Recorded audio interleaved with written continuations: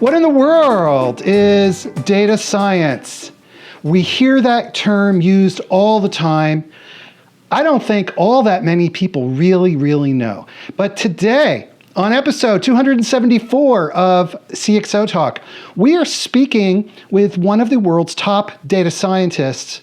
And by George, he knows, and he's going to tell us today. I'm Michael Krigsman. I'm an industry analyst and the host of CXOTalk.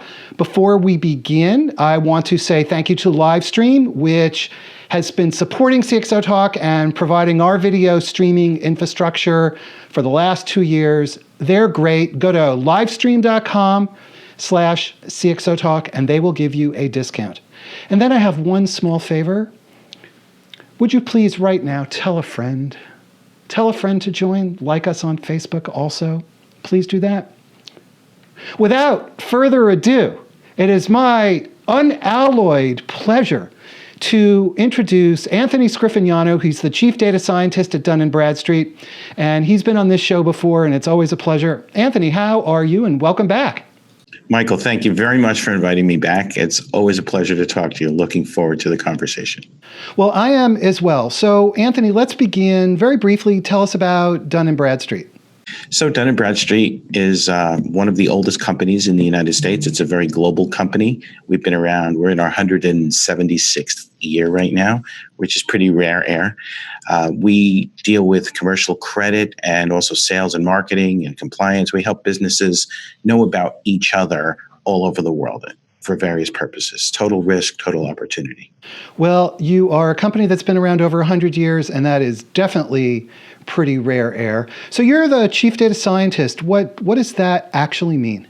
Well, I like to joke that I have 4/3 to my job because there's no reason why there should only be 3/3. So part of what I do is focused on hardcore data science, understanding emerging capabilities as those emerging capabilities may apply to what we do and to what our customers do. Another part of what I do has to deal with working with governments around the world to help them understand the implications of regulations and various uses of data and sometimes misuses of data. And then I work with our largest customers to help them basically use what we do in a higher order to answer better questions, more complex questions.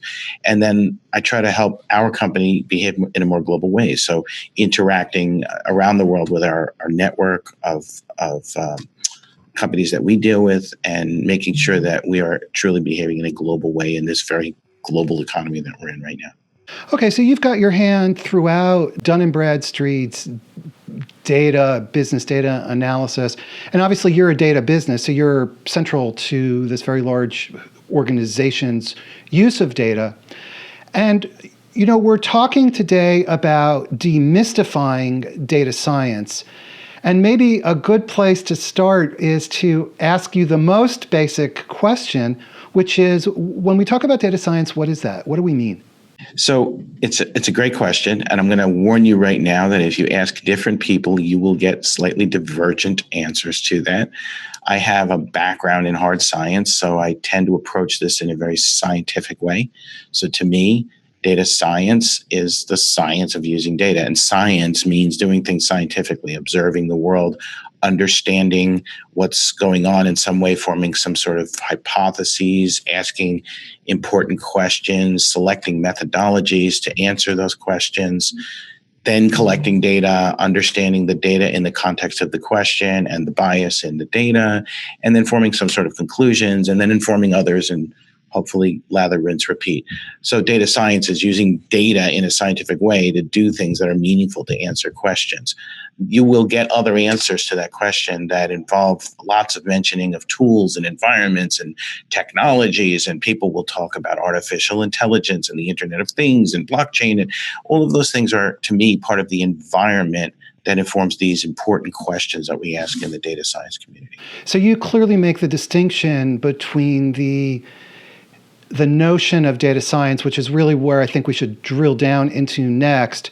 And I was going to say the expression of data science through tools or techniques, but I'm not sure that that's even the right way to describe it. Yeah, I think that's very true. So if you asked someone, what is medicine? if you asked a doctor what is medicine, the doctor wouldn't start by listing all of the medical procedures and all of the pharmacology. And the doctor would start with, well, we start with the human body, and we start with understanding the human body, and we start with observing something about that body that we want to address or prevent, and then we intervene in certain ways. It's the same kind of thing. So we have to take an approach that says, look, we've got all these tools, we've got all these technologies, we're living in a world that is just increasing amounts of data, arguably unmeasurable rates of increase. What do we do with all of this to address these questions that we have? And how do we address those questions in a way that might be reproducible to others? And that's where the science part of it comes in. I'm basically confused. So rather than me try to say it, would you unconfuse me? But then again, how do you know what I'm confused about, right? I think I have an idea. Maybe an example would be helpful. Our company collects data from all over the world. It's updated millions of times a day. It's updated from integrated supply chains. There's different languages. There's different writing systems. It's an insanely complex data environment, overwhelmingly complex. Someone might come in and say, well, what can we do with all this data? And my answer would be, well, what makes you think you need to use this data? What's the question? What's the problem? What's the challenge? And eventually we go through this little kabuki dance. And let's say, for example, that someone says to me, well, I want to see if I can understand better that if I acquire this other company, which I'm considering acquiring, they seem to have 1 million customers. I think I have 3 million customers. I'm pretty sure that means I don't have 4 million customers when I'm done, because we have some customers in common. So let's start there. Like, what's the overlap between us and them? And then as a scientist, I would say, all right, so when you say overlap, I want to define that term. You mean customers in common. And then they might think about it and say, well, yeah, but maybe vendors in common would be helpful too. And maybe we should understand if people who are my competitors are their customers.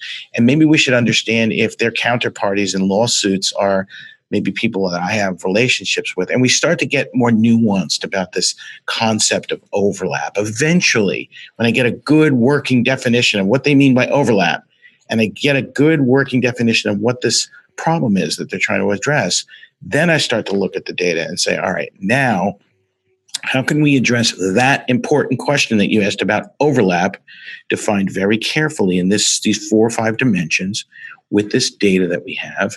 And by the way, maybe with other data that's not in this corpus of data, to inform the question that you're asking. And then we go at it with all the tools and all the technology and all the capabilities to answer the question. We don't jump right into the data and the tools, which is easy to do these days. There's lots of tools and there's lots of data. So it's very easy to do that upside down and just start mucking around in the data before you ask those important questions. And then you'll forget about the vendors, or you'll forget about the lawsuits, or you'll forget about the partners. And then you'll be back doing it again. And you'll be sort of repeating your journey into this data. And you'll very possibly miss opportunity because it'll take you too long. Okay, then to summarize, you begin with some business problem that you believe that the data can help you solve. And then the next step is to determine what data do you have available. And then the next step after that is to figure out how can we slice, dice, use, combine, intersect, de-intersect, mangle in 1,000 different ways. Is that fair, what I've just said? Not really. I might add a few steps in there, but I would agree with all of those steps. So you start by observing the environment, then you ask an important question, then you formulate some hypotheses that are related to that question and those observations of the environment. Then you go understand what other people may have done before you to answer that question, so you're sort of not reinventing the wheel. Then you jump into picking a methodology, defending it, executing it, collecting your data, et cetera. So yes, it's all those things you said. And then there's these things we all learned in physics class or chemistry class. How do you construct a valid experiment? You've got to do all of those things. And a lot of times they're done intuitively. If you talk to many data scientists, they'll say, forget it. That's just, you're making it way too complicated. That's going to take forever. Many of those steps that I just talked about can happen somewhat in an instant with proper experience and with proper exposure to methods and the literature and what's going on. We try to stay very current in terms of what's happening in the world around us. So I can almost do a literature review, not completely in my head, but I know where to go. If somebody says, look, we're dealing with cybersecurity and the Internet of Things, I'm not going to start by, going to a search engine and trying to figure out what those two terms mean. I've read current literature on what's happening in that space. I have some idea of who the key players are. I have some idea of what the recent evolutions are. So I'm not starting from this blank slate that we often start in if we were going to study exoplanets or something, very geeky scientific thing. Okay, so you have a palette of techniques that will naturally and usually pretty quickly seem appropriate to addressing a particular type of domain problem. And at the same time, don't ignore the fact that there might be new things happening that you're not aware of. It's a lot like going to an emergency room. You walk in with some problem, and you don't expect the people that you're talking to just be on their iPads trying to figure out what these symptoms mean. They have some experience that they bring to the table. They've got a room full of tools and technology, and they've got experts that they can call in to work with them. And at some point, they might do some research too if it gets tricky. But because of their experience and their tools and their comfort and facility with using those tools, they can get you to a solution in a way that maybe you would never get to, and certainly in a way that's faster than you would get there. Data science is a lot like that. I'm not trying to make it sound overly complex, but there's a tendency these days to just, when you ask that question, start talking about tools or to start talking about methods and data. Important, necessary, but not sufficient. You should start with your belief systems, with a guiding question, with an understanding of the fact that you want to do this in some methodological way that you can repeat, that you can explain, that you can defend. That's where the science part comes in. And that's the difference between somebody that just has a toolbox with a bunch of tools in it and somebody that's acting as a practitioner in this space. I want to talk about how you can define the problems in the right way. But first, I want to remind everybody that we're speaking with Anthony Scriffignano, who is the Chief Data Scientist at Dun and Bradstreet. Right now, there's a tweet chat going on using the hashtag CXOTalk, and you can ask Anthony your data science questions.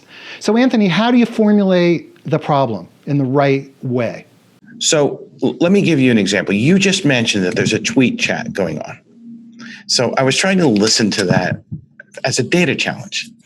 If somebody said to me, there's a tweet chat going on, well, how do they feel? How do these people who are tweet chatting feel? Do they feel positive about what's going on, or do they hate what's going on? If they hate what's going on, maybe it's early enough in the show that we can kind of, change the direction of the boat a little bit, do something to serve them better.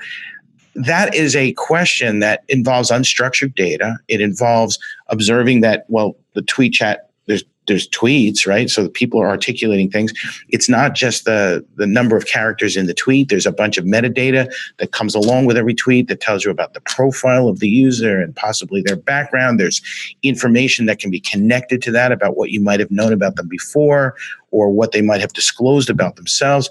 So there are methods that can be used to do very simple sentiment analysis or more complex network analysis or even more complex inferential computational linguistics. We got to figure out where we need to go with a question like that.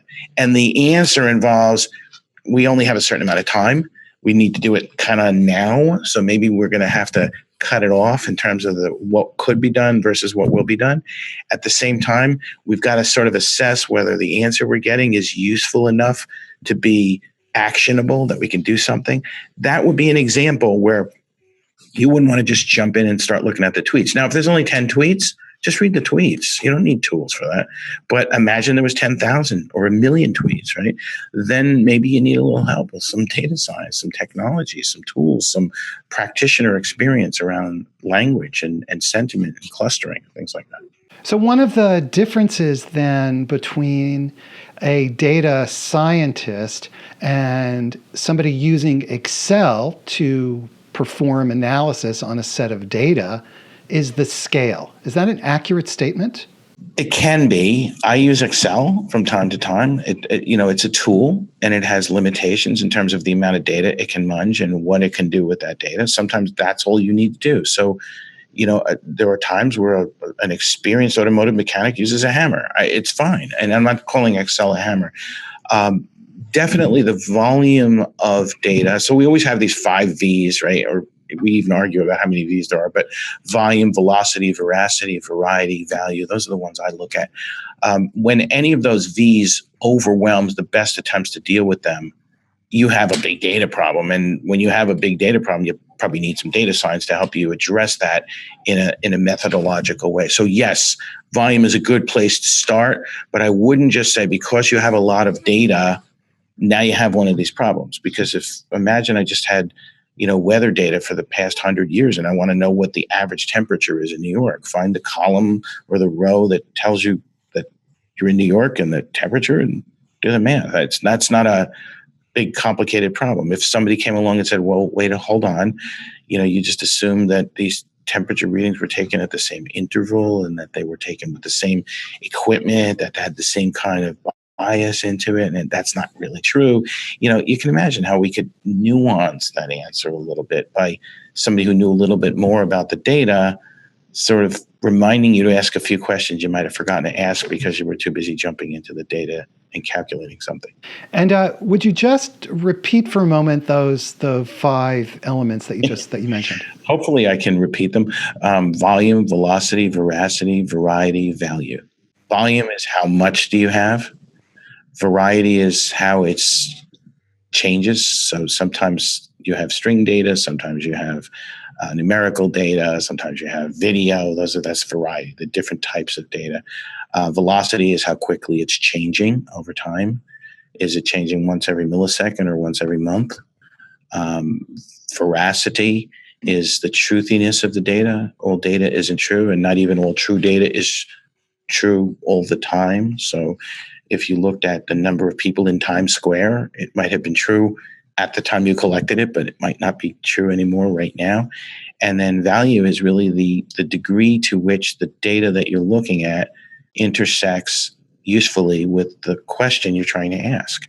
So if we go back to that Twitter data, and I wanted to use the Twitter data to tell me something about how frequently people use Twitter, that'd be a bad question to ask just by looking at the tweet chat about this CXOTalk. You have to kind of zoom out to ask a question like that. So that would be a value type conversation. Okay, let's be concrete for a second. And by the way, we're getting questions from Twitter. Zachary Jeans is asking about data scientists and where they get training. But let's come back to that because I definitely want to talk about that.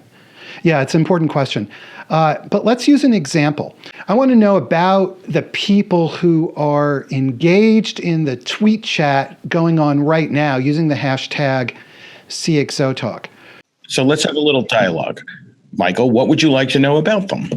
Well, I want to know who they are and what are the patterns. When you say who they are, do you mean their identity as a person, or do you mean that you want to understand the archetypical users, the archetypical engaged people?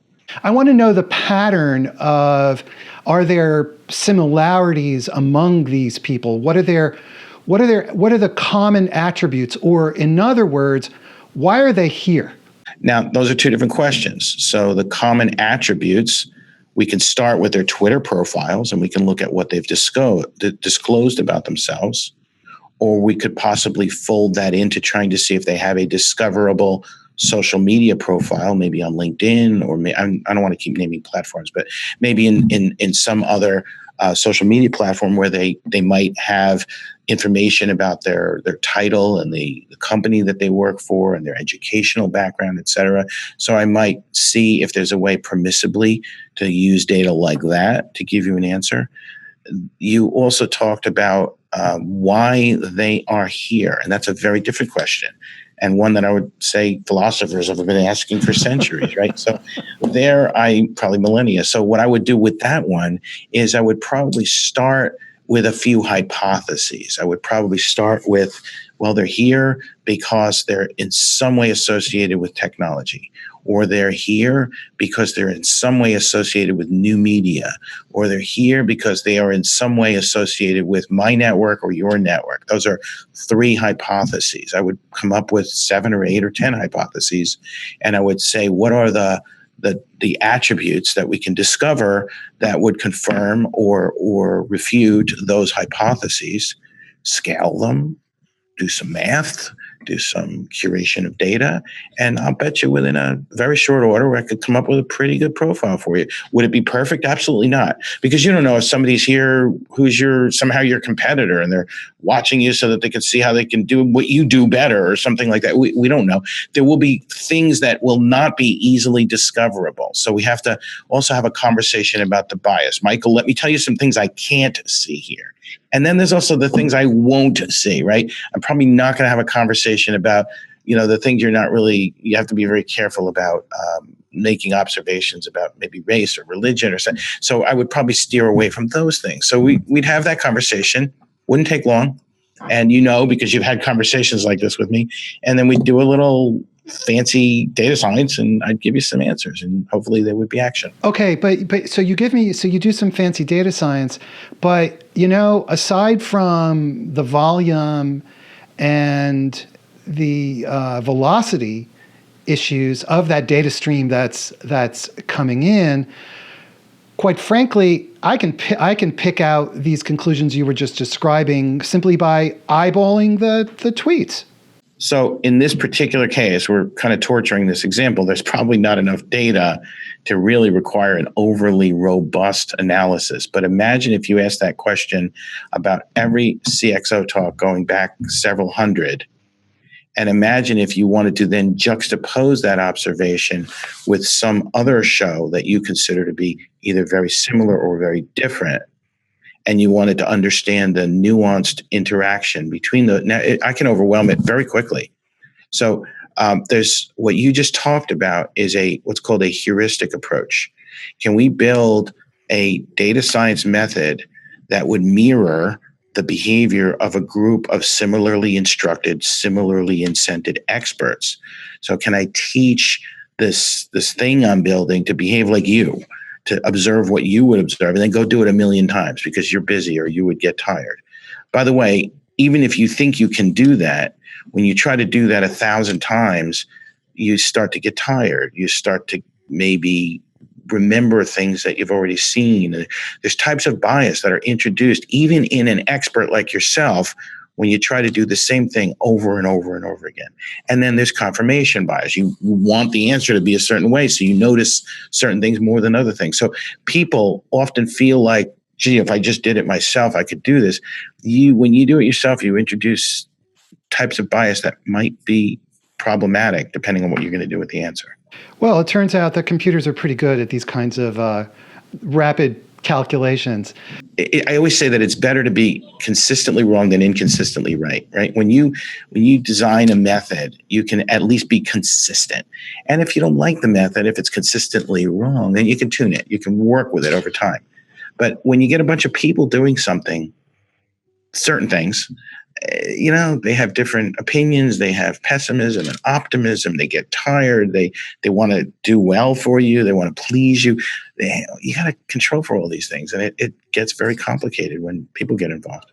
What I'm still confused about is how is data science different from any other kind of analytic technique? You've got a body of data. You understand what you have. You understand where you're trying to go, the problem that you're trying to solve. You may look for sentiment. In the case of language, you may do lexical parsing. There's all kinds of techniques that you can use. But data science has come to be deified. Or vilified, yeah. Well, I guess that's an interesting point. Either deified or vilified. If you're Facebook and making a lot of money, then it's pretty darn good for you. On the other hand, if you're suffering from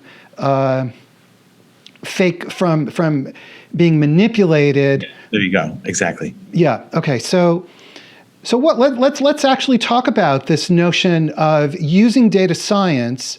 How does an organization like Facebook use data science to manipulate perception? That starts to become a pretty interesting and a lot more complex problem than the tweet chat that's going on, analyzing the CXOTalk hashtag. Yeah, I don't want to try to channel my inner Facebook executive to answer that question, but let me answer the question in a different way. There are some roles. Let's get off the term data scientist for a second. There are some roles that existed way before we started using this term. Analyst, modeler, statistician, methodologist, data steward. I use the term data curator. There's a slight difference. These things are all part of the role of being a data scientist today, certainly, but so is being a governance expert to some extent. Maybe not an expert, but you've got to have more than a passing awareness of what you may use and may not use and where you may and may not use it and how you can move data. Problem formulation, we've been talking about that. That's huge right now. Opportunity formulation, if you will. Detective, visionary, storyteller, diplomat. These are all skills that are part of that job now. And you don't get all those skills with everybody. So you have to understand where the strengths and maybe opportunities are within a cadre of data scientists, just like you would within a cadre of ER physicians or a cadre of diplomats, right? So, you've got diplomats that understand technology and you've got diplomats that don't. Well, you've got technologists that understand diplomacy and technologists that don't. This is really becoming a field that requires a fairly renaissance set of skills to get it right, because there's so many tools and there's so much data. It's not about the tools and the data anymore. Yes, you need to be able to be very good with tools and very good with data. That's kind of table stakes. But you need to be better at least one or two other things to be meaningfully useful and differentiated from the crowd in this space these days, because a lot of those things are becoming commoditized. Okay, so let's now take this to the next level. And I know that it's not about the tools, but you've got your data, you have the problem that you're trying to solve. Where do tools like artificial intelligence, for example, come into play?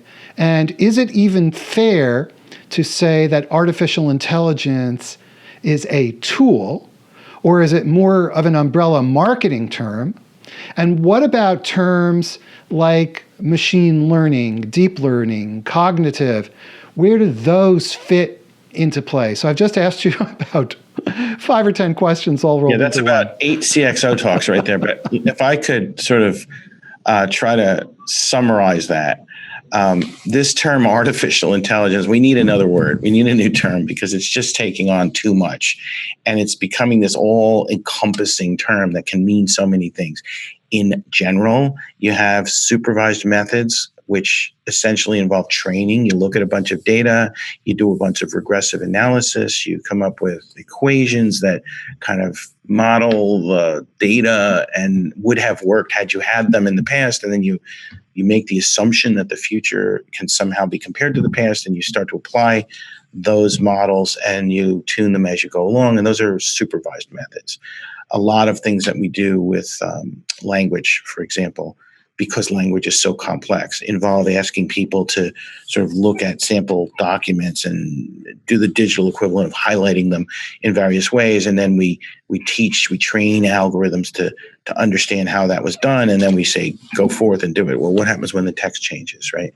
Unsupervised methods are kind of the antithesis of that. So they're not working with training data. They're working with different types of so you mentioned deep belief and deep learning. Those are in many ways, there's a big intersection there with forming digital hypotheses, working with the data and sort of constantly revising those and forming new pathways. Sometimes you'll hear the term neuromorphic methods. Those are methods that are designed to model the way we think. So that would be an interesting diversion there. And then you also have reinforcement methods, which are also part of artificial intelligence. So you mentioned cognitive. Cognitive computing is an awesome, amazing approach that really doesn't give you an answer. It kind of walks alongside you, reads everything you would read if you had time, knows everything you would know if you remembered everything you knew before, makes suggestions to you about what you should probably do, watches whether you take those suggestions or not, and then tries to get better at whispering in your ear the next time. Well, what is that? So reinforcement methods are very, very interesting. Now I'm going to fold all of those AI methods on top of something like trying to use artificial intelligence for something like autonomy. So artificial intelligence generally has a goal. It's trying to achieve something, best chess move, or the next best design for the seal on this tank that's got to be in this kind of an environment, that kind of thing. What happens when we have autonomous devices that have been given goals, and then the environment changes in a way that was unanticipated? The AI needs to be able to modify its goal. And so if we're going to let the AI modify its goal based on a change in the environment, then it's got to have some sort of higher level understanding of a broader set of goals, or it's going to be doing the equivalent of flipping a coin. I don't think I want drones and self-driving cars flipping coins. So we're going to probably have to give them guiding principles, just like we have when we drive a car, or when we do something inherently complex like that. We say, look, you're supposed to get where you're going. You're supposed to drive safely.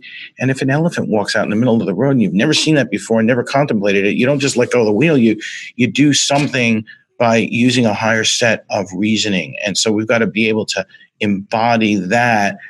AI goal modification is both fascinating and terrifying at the same time. There are some very famous people who have written on this subject and basically said, be very afraid. I'm a little afraid, but I think we'll still be able to stay out and ahead for the next generation or so. It's definitely something to think about. So AI goal modification, that's where it does be, where we have to, I was going to say where it becomes scary, because we need to make a leap of faith that the people designing the system, haven't introduced the kind of bias that would lead to very, very terrible unintended consequences, and B, haven't co-opted the system for their own personal or organizational, political, nationalistic objectives. Yeah, these are all issues that are very much at the forefront of what data scientists are doing in their day job when they're working in those fields, right? So I love it when people talk about eliminating bias. In almost all cases, when that's your goal, when you set out to eliminate bias, you sort of trade it for some other kind of bias. If nothing else, a bias toward structured data or standardized things or whatever. If we use some sort of AI method to figure out who gets parole, or who gets arrested, or who gets stopped, or who gets the extra super duper please come into this room screening before they get on the airplane, there's certain guiding principles. We don't want to use certain types of information to make those decisions, because it's either unconstitutional, or it's unpopular, or it's ill-advised, right? It might be that a machine, if it weren't given those higher order principles, might reach the conclusion that those are exactly the types of attributes you want to look at to correlate most with the type of person you're trying to find. You can't do that, and you shouldn't do that, and we won't do that. So how do we teach our tools and our technology like we teach our children? This is a technology that's in its adolescence right now. It's a really good question to ask. And then you bring up implicitly this rush to market, right? If you take forever to answer questions like that, your competitor beats you and they get their product on the market. I was watching, I was surfing around this morning in Japan Times. There was an article about a ryokan in Japan that has, you go into these sort of beautiful, bucolic settings, and they have these magnificent hotels, and you walk around in the yokata, and there's shoji screens everywhere. It's a very ancient feeling environment. They have self-parking slippers. you can take your slippers off, and it's kind of like a Roomba. It'll find where it's supposed to go, and the slippers kind of park themselves, right? And it's one of the companies that's making the self-parking technology for cars, and I guess they might have done it as a publicity stunt, but the cushions self-park themselves on the tatami mats, and the slippers self-park themselves in where they should be, right? It's very clever. I'm sure that people find it very amusing to look at. It's brilliant, right? At another level, if I'm in this kind of ancient environment, do I want my slippers walking away from me? And is it really so hard for me to just go put my slippers where they belong? I think that hopefully that was done with some element of tongue-in-cheek, marketing. But we got to. Is that the best problem that we can solve right now? Let's zoom out. If you're the company that wants to get more customers in your ryokan, or you want to demonstrate how well your parking technology works, maybe you say, no, that's exactly the best bet I can make right now. I'm not a CMO. Fortunately, I don't have to make decisions like that. Those are really tough decisions. And then the legal people get involved, and they say, well, it's probably safer to smash into another slipper than into another car. Let's test it this way. Those are. We have a question from Twitter, a really interesting one from Gus Bekdash, and it relates to this ethical discussion we just were having. Should there be a set of ethical gateways that are applied to the development of these technologies? How would you like to, you're a data scientist, you're developing these techniques, technologies. How would you like to have the big brother overseer being part of your work, looking over your shoulder? Because as society, we have to be careful about what you're doing, Anthony. You do. I'm not a lawyer, but I work with them all the time. There are guiding principles in the law, and lawyers don't agree on them. We've been trying, we have constitutions which set out sort of general principles, and then we write laws that try to follow that. This is very tricky stuff when you start setting out guiding principles, and AI should be explainable. That sounds great. So I should be able to understand why the AI agent reached the conclusion that it did. If I said to you, well, you can either have explainable AI or a better auto flight system on the airplane, but you can't have both, because some of the methods that it's using to make a decision about whether to, change the flap settings or do something with the auto thrust, there's a complex mirror. It's not explainable in English. We're doing this with a model. It's too complex to explain it. And if you reduce my actions to only those things that I can explain, then I'm not going to do the best thing.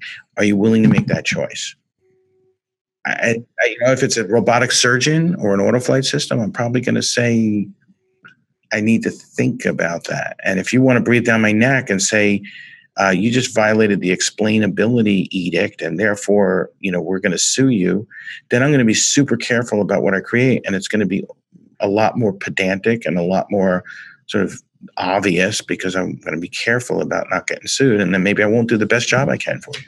So there's a direct trade-off between oversight and the ability to innovate, essentially. And it doesn't mean, therefore, there should be no oversight. There should absolutely be oversight. But these are tricky problems. We're not done figuring this stuff out yet.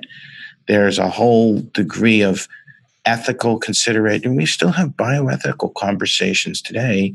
We just have to have more of these in the digital space. But we're not done with any of this anywhere. I don't think we've figured out the universally best use for a hammer, right? So, I think it's important, and I'm sorry, I forgot the name of the person who asked the question. Please keep asking that question, right? It's important that that question be brought to the forefront, and that people who understand what they're talking about sort of advise on the pendulum can swing both ways. And you have to understand what happens if it swings all the way over here, and what happens if it swings all the way over there. And let's not just look for this binary answer, because it's not that simple. What happens when these self-learning systems, or let's not use that term, as you were describing it earlier, systems that adapt based on changes in the environment, what happens when that sequence magnifies or is multiplied over and over and over and over and over again so that the explainability that you just described becomes, in a practical way, almost impossible, because you can't go back 1,000, 100, a million iterations ago to see what caused this new path. I think to some extent we're already there with the check engine light, right? There's our devices tell us things that they then do a very poor job of explaining why they told us, and we just say, well, you need a new oxygen sensor, or you need a new, this or that. And we start changing things until the light goes out, right? I know mechanics do a better job than that, but there are situations where the feedback that we're getting was not nuanced enough to tell us really why it happened. And that doesn't mean we don't want that feedback. When the space shuttle was a thing, right? There was more than one computer sort of looking at the same parameters and kind of voting on whether we should take off or not. And once in a while, one of the computers votes no and just stop. And then sometimes usually you can sort it out, but occasionally there are glitches and gremlins. And I think you have to decide how many false positives you want to have. What's the cost of being wrong and saying no versus wrong and saying yes? These are the good news is none of these are new questions. We're just applying them to a new science. You just did something which I think is a great first principle, which is try to avoid anthropomorphizing this technology. When the computer decides, when the computer learns, technically it's making a decision, but it's not cognitive in the sense of our human brain making that decision, even if you use a neuromorphic method. So I think we need some better words for learning and for synthesis and for decision that apply to autonomous agents, that apply to digital agents. We don't have the right nouns and verbs. And so we're using the ones that apply to human beings. And our devices are getting a lot smarter, and it's getting a lot more dangerous to use human terms to describe these non-human devices. We're almost out of time, and we haven't at all spoken about what's the best way to learn to be a data science. What is the best way for organizations to hire data scientists? What is the best way for organizations to manage data scientists to get the best results? What kind of problems are most useful for data science? And if you want to become a data science, let's say you have kids who are interested in becoming data scientists, what should they do? So how's that? Okay, so I got learn, hire, manage, focus their effort, and inspire. That's an awesome list, right? Let me start with learn. How do you learn all this? I advise a number of academic programs around the world, and one of the questions I always ask is, I channel the question that's already been asked in the academic community, which is, what do we teach today that's going to be relevant in 2 or 3 years when these students graduate?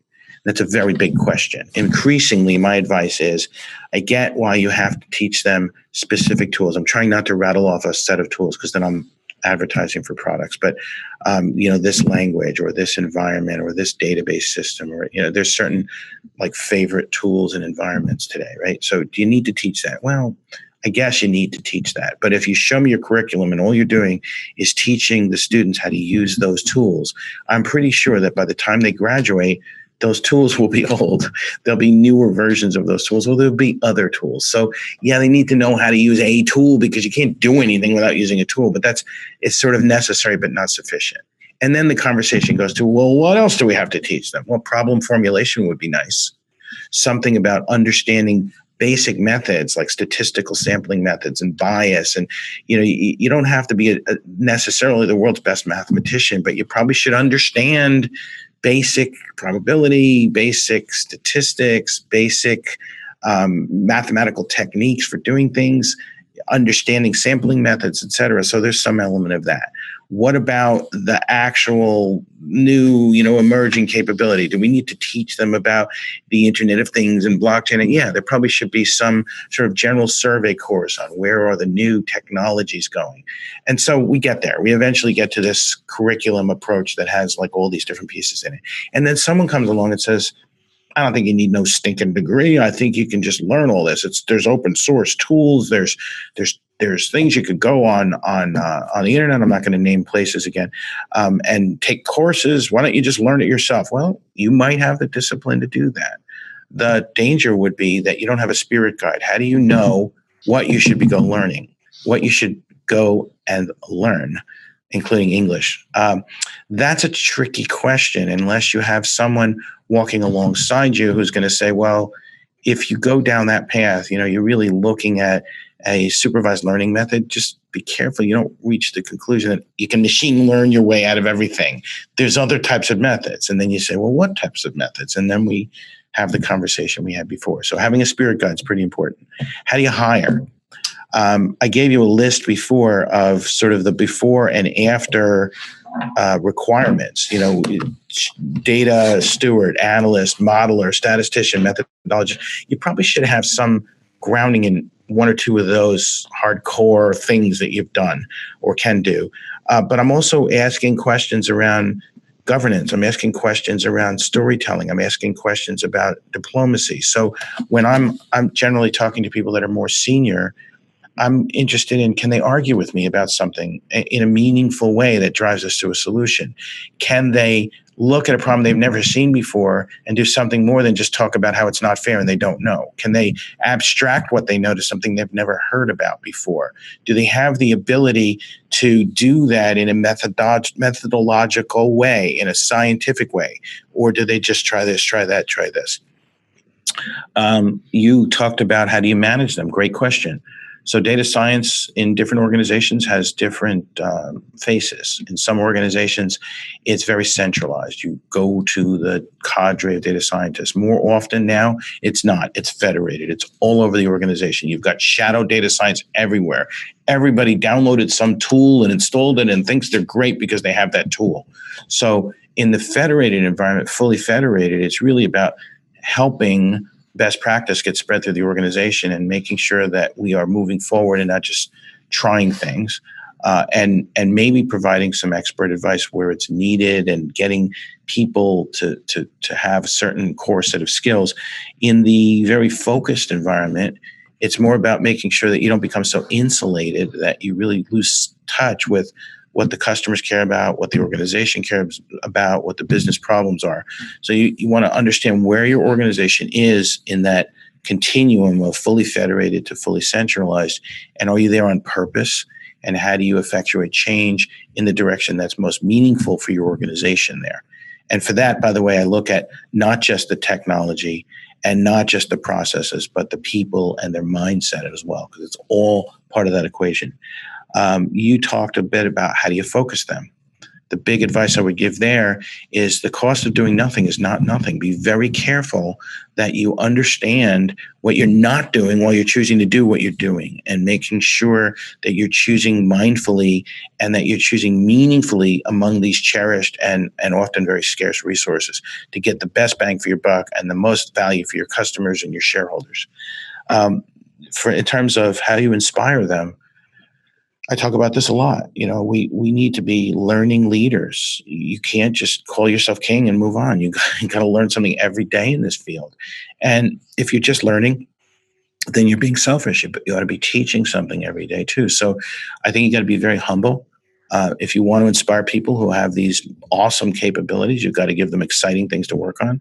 But you've also got to help them understand that not everything we get to do is super sexy and exciting, and that sometimes we have some basic blocking and tackling that we need to do. So you've really got to be much more of in my opinion, much more of a servant leader in this environment. You've got to be bringing the skills to the table. You've got to be accessible. You've got to be a good listener. And you've also got to inspire by example. And that means learning what you're talking about and not just talking about it. Wow. Well, this has been a fast 50 minutes. That's for sure. Next time we need to talk about applications of AI in areas, in processes and functions like marketing, supply chain, accounting, whatever it may be. So I think that would be a pretty interesting follow-up to this discussion.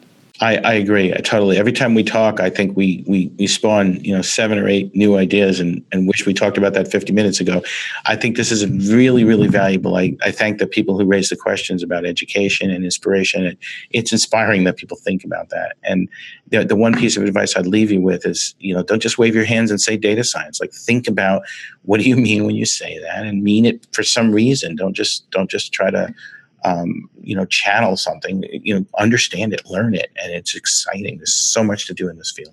Okay, and with that, just before we go very quickly, I want to read, this is a completely separate, I want to read a few sections from the San Jose Mercury News. And this is from the police blotter in Atherton, California. And if you don't know, Atherton is a very wealthy community in the heart of Silicon Valley. Okay? Anthony, are you ready for this?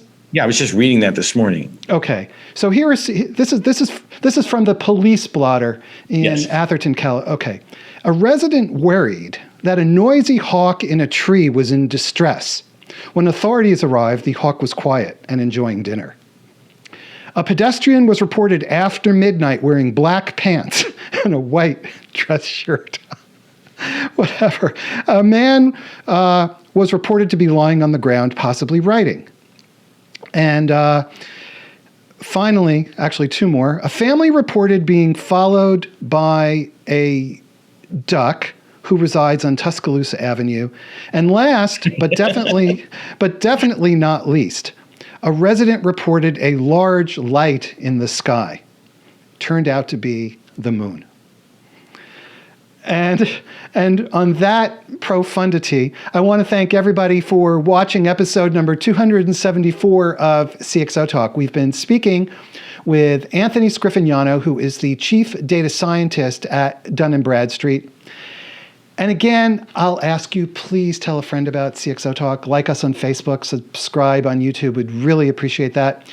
We have another great show next week, next Friday. We are speaking about the role of data and AI in healthcare, drug discovery, and personalized medicine. So that's going to be an incredible show. Everybody, thank you so much and have a great day.